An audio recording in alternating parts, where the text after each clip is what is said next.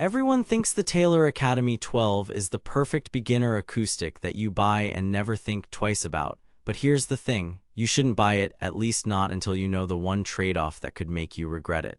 After 14 days, 17 hours of testing, and 4 A/B recording sessions, I found the Academy 12 quietly prioritizes elite comfort and precision over big room power. For fingerstylists and focused practice, that's magic. For heavy strummers or buskers, it might be a miss. I measured action, intonation, sustain, and projection and stacked it against a Yamaha FS800, a Seagull S6, and a GS Mini. Amazon buyers rate it 4.5 stars, but here's what those stars don't tell you.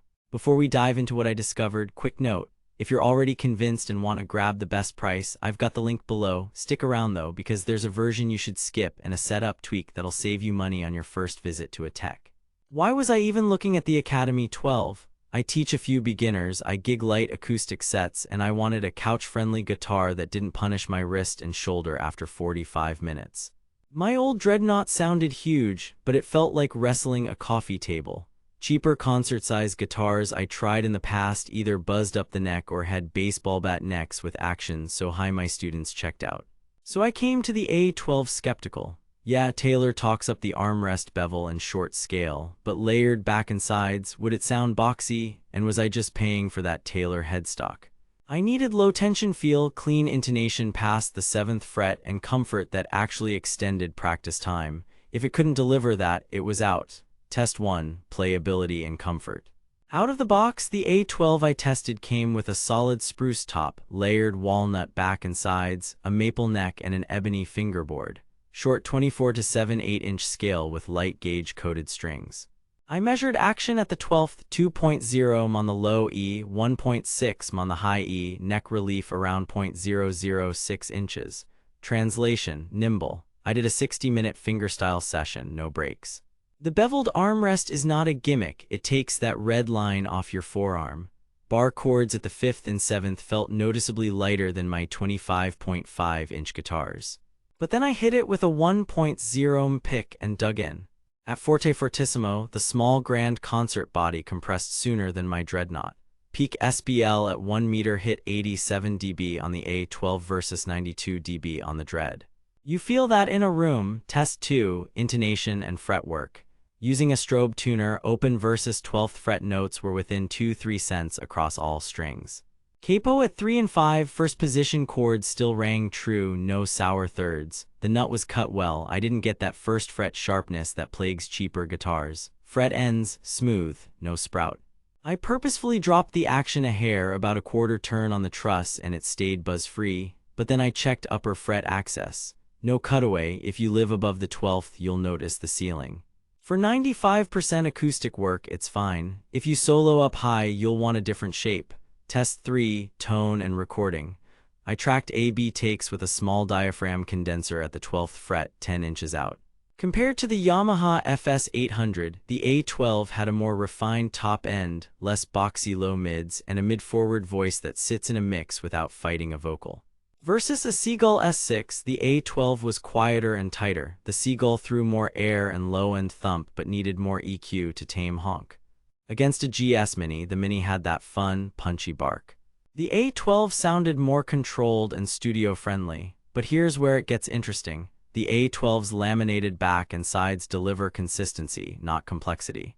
You won't get that blooming overtone thing some all-solid guitars develop over years. What you hear on day one is largely what you'll get. Test 4, stability, gigging, and real life.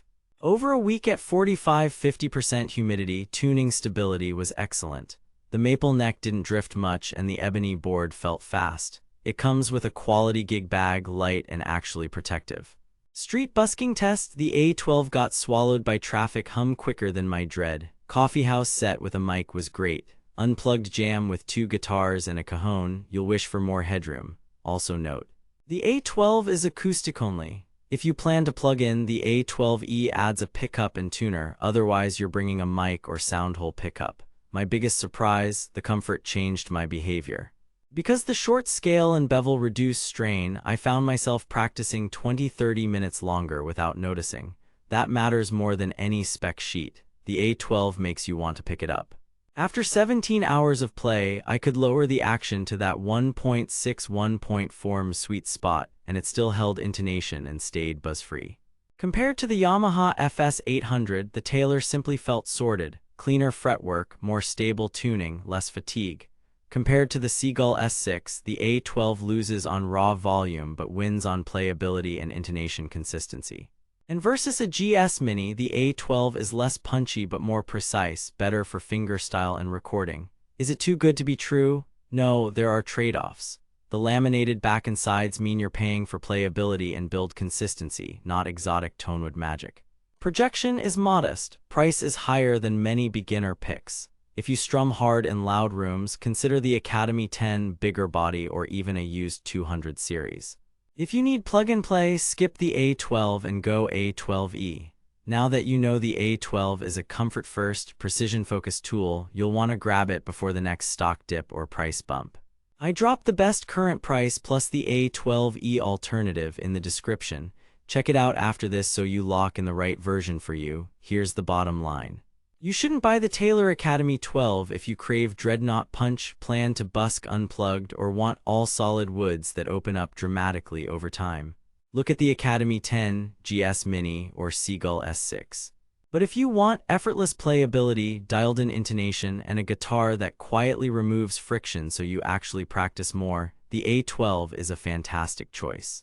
Beginners with sensitive hands, smaller players, fingerstylists, and teachers, this one's for you. Bottom line, don't buy it for the logo, buy it because it lets your music come out easier, longer, and cleaner.